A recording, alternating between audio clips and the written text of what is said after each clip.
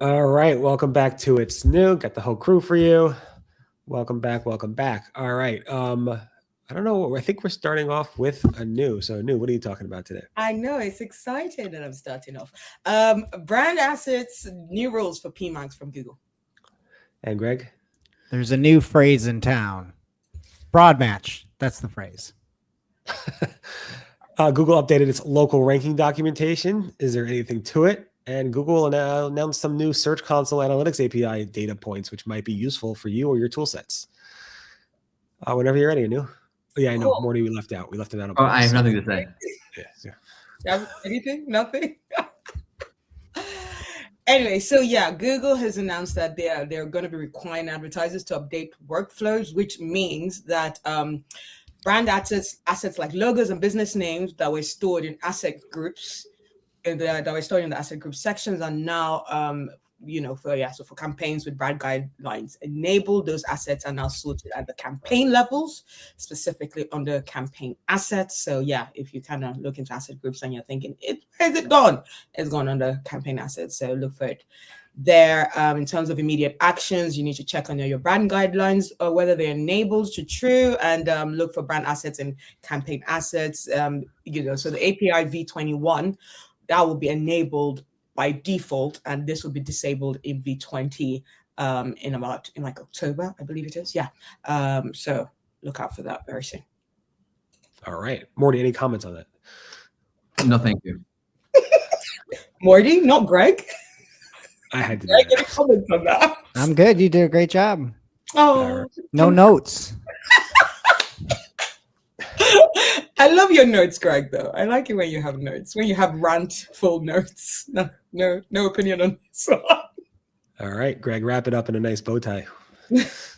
All right. So Matt Bowen over on Search Engine Land had an article last week that I thought was very well done. It's called Why Phrase Match is Losing Ground to Broad Match in Google Ads. I know we also had that talk last week that a bunch of people reached out to me from, and I think it was pretty productive, where we're talking about why are there less clicks, or why are, what's the cause? And some people are talking about AI overviews. We're also talking about smart bidding being one of the factors in there. And I think that this article perfectly explains the expansion portion of what we're talking about, where today people are bidding on more terms than they were in the past. And so there's a ton of stats in this article, and Barry, I can just share it here if you want.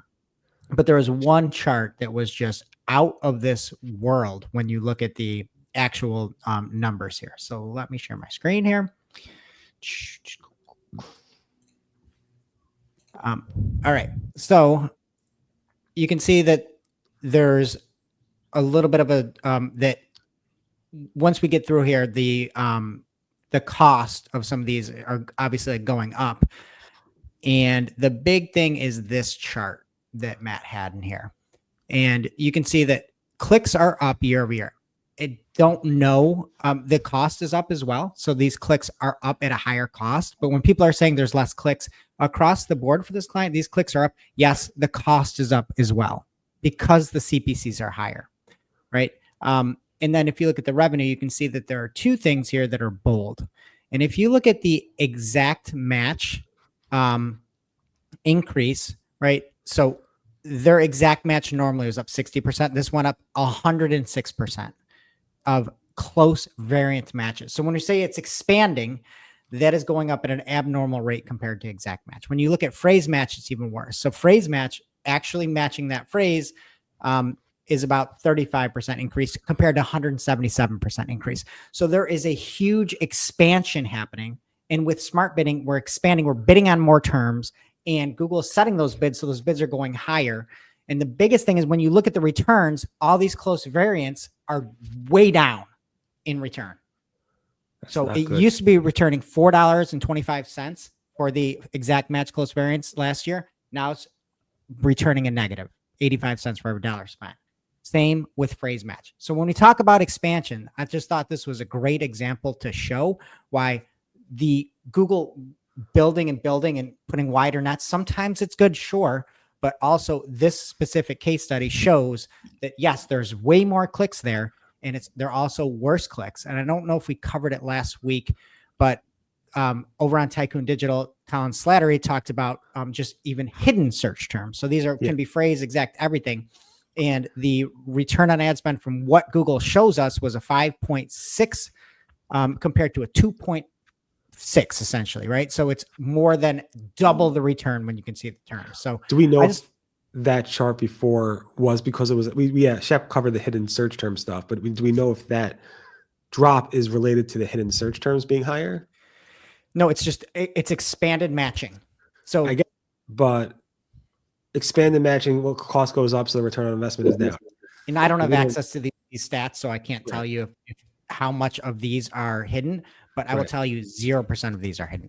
0% of these are hidden because they're phrase match. So this is likely a high number of hidden, and this is likely a lower number of hidden.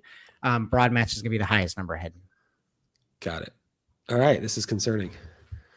My wife was looking for exact match close variant, and she got the close variant. Yeah. Well, if you look at these, the Greg Stradamus is invest in Google. Go buy some stock. All right. And then on the local side, Google has updated its local ranking documentation in a big way, actually. A lot of the text has been updated on the page. This is spotted by OMG National, I guess a local SEO company. And they significantly changed the prominence section, and some of the words throughout the whole entire document. So I definitely recommend you actually review those changes. Although I don't think there was any specific change to how local rankings work. Joy Hawkins, a very well-known local SEO, said, I think the meaning is still the same. They just worded it better. Mike Blumenfeld, also a very known local SEO, also agreed with Joy. But it's also always important to actually look at these changes because Google just doesn't make changes for no reason. But maybe they did want to clarify stuff. And then on clarifying stuff, Google updated its Google Search Console and a Search Analytics API with a new metadata that will basically show you incomplete data points, specifically for the fresh data. So when you pull in fresh data, you're not exactly sure when that fresh data is exactly from. And sometimes people are confused when they bring in the fresh data through the API saying, is it, how fresh is it, and so forth. So now there's two new values in those there. One is first incomplete hour, and another one is a first incomplete date, which will actually give you the date and information so you can actually process that fresh data a little bit easier to know exactly what that data is from. So you don't have to mess up and say, do I have to import it again, and so forth. So those are good for those who are tool providers as well as those who use the API themselves. Mordy, anything? Local SEO is weird. That's one. That's the whole space is just so weird. And that was fresh. Okay. Anyway, thanks so much for listening. We're back tomorrow with more. It's new. Have a great day. Speak to you later. Bye-bye.